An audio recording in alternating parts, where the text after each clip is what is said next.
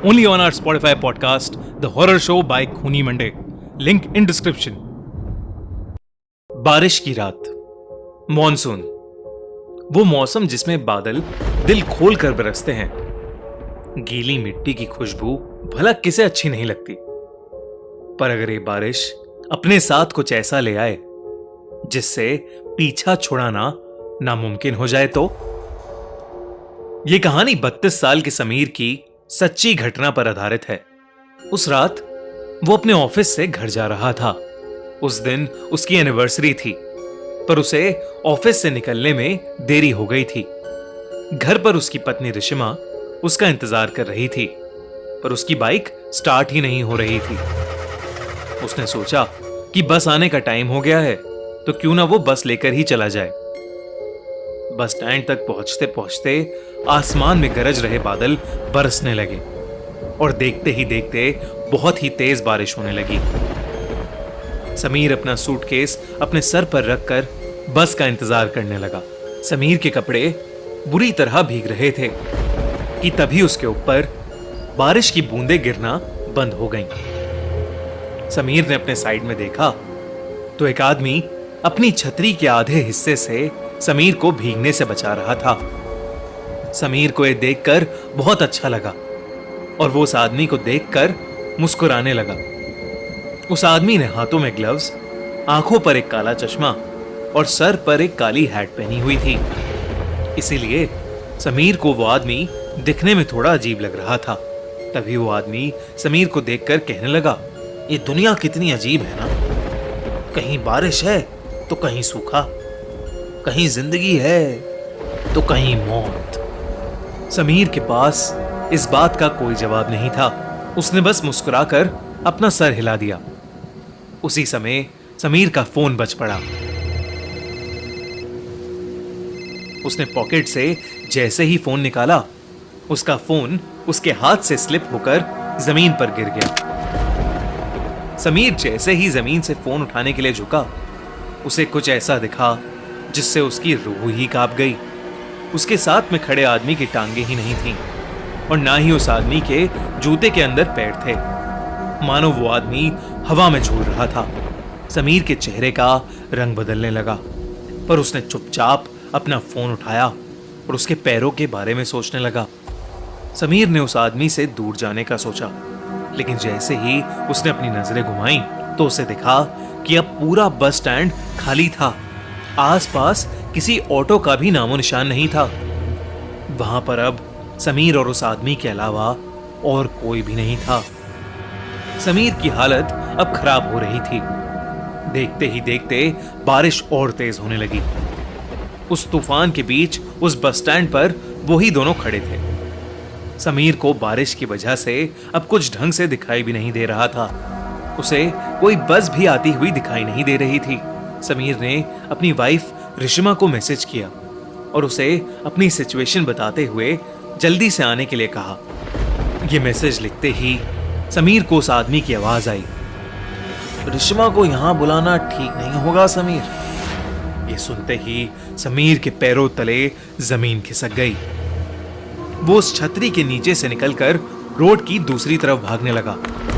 बिना पीछे मुड़े समीर तब तक भागता रहा जब तक उसे वो आदमी दिखना बंद नहीं हो गया. भागते भागते समीर बहुत ज्यादा थक गया था. समीर रोड के साइड पर लगे एक बेंच पर बैठ गया.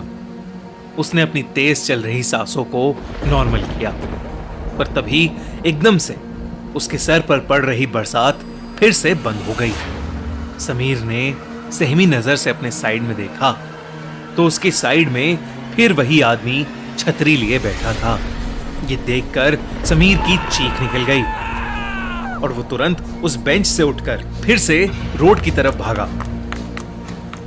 रोड पर बारिश की वजह से अब धुंध भी आने लगी थी. आसमान में कड़कती बिजली की आवाज समीर की चीखों को दबा रही थी. थोड़ी दूर आकर समीर फिर से रुक गया. वो बार बार पीछे मुड़कर देख रहा था. हाफते हाफते जब उसने सामने देखा तो बहुत जोर से बिजली कड़की और उस बिजली की चमकती रोशनी में उसे वही आदमी रोड के बीचों बीच खड़ा दिखाई दिया. इस बार सिर्फ उसका आधा शरीर हवा में तैर रहा था। वो समीर को देखकर मुस्कुराया और उसने अपना चश्मा उतार दिया। उस आदमी की आंखें पूरी तरह से काली पड़ी थीं और उसमें से खून बह रहा था। तभी समीर को पीछे से एक बस के हॉर्न की आवाज आई। समीर ने पीछे मुड़कर देखा तो पीछे से एक बस आ रही थी। अचानक ही बहुत सारे लोगों की भीड़ भी उस बस की तरफ आने लगी। समीर को अपनी जान बचाने का और कोई रास्ता नहीं दिख रहा था। वो दौड़कर उस बस के पास पहुंचा। जैसे ही वो बस उस स्टैंड पर आई, सभी लोग धक्का मुक्की करके उस बस में घुसने की कोशिश करने लगे। उसी धक्का मुक्की में समीर उस भीड़ के बीच गिर गया। उसके पूरे शरीर पर लोगों के पैर लग रहे थे और समीर कुछ भी नहीं कर पा रहा था। बस के ड्राइवर ने भीड़ को हटाने के लिए बस को थोड़ा आगे बढ़ा दिया और समीर का आधा शरीर उस बस के नीचे कुचल गया। तड़पता हुआ समीर वहीं होश खो बैठा। तभी रिश्मा ऑटो से समीर की बताई हुई लोकेशन पर पहुंच गई। उसने समीर को रोड के बीच खून से लथपथ पड़ा देखा। उसके आसपास कोई भी नहीं था। रिश्मा समीर को जल्दी से हॉस्पिटल ले गई। समीर की जान तो बच गई, पर समीर ने अपने पैर हमेशा हमेशा के लिए खो दिए थे। वो अब फिर कभी भी चल नहीं सकता था। जब समीर ने अपने साथ हुई घटना बताई तो कोई भी समीर की बताई हुई बातों पर यकीन नहीं कर रहा था। पर जब रिश्मा ने उस बस स्टैंड से जुड़ी न्यूज रिपोर्ट्स को देखा तो उसके होश ही उड़ गए। रिश्मा ने देखा कि करीबन 10 साल पहले ऐसे ही एक केस में एक आदमी की मौत हुई थी और तब से लेकर आज तक हर साल मॉनसून के महीने में एक आदमी ऐसे ही हादसे का शिकार होता है। और पुलिस को बयान देते वक्त वो सभी एक अजीब सी काली आंखों वाले आदमी के बारे में बात करते हैं। रिश्मा समझ गई थी कि समीर भी उस काली आंखों वाले आदमी का शिकार हुआ है। कुछ ही सालों बाद डिप्रेशन के कारण समीर की मौत हो गई। अब रिश्मा हर साल मॉनसून के महीने में उस बस स्टैंड पर जाती है, इसी उम्मीद में कि उसकी मुलाकात उस काली आंखों वाले आदमी से हो जाए।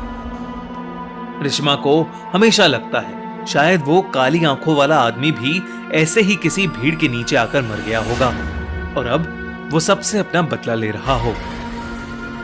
रिश्मा उससे ये पूछना चाहती थी कि वो ये सब क्यों कर रहा है, पर रिश्मा को वो आदमी आज तक कभी नहीं मिला और शायद कभी मिलेगा भी नहीं। पर आपको क्या लगता है, कौन था वो आदमी और उसने समीर को ही क्यों चुना? हमारी अगले हफ्ते की कहानी वेरोनिका।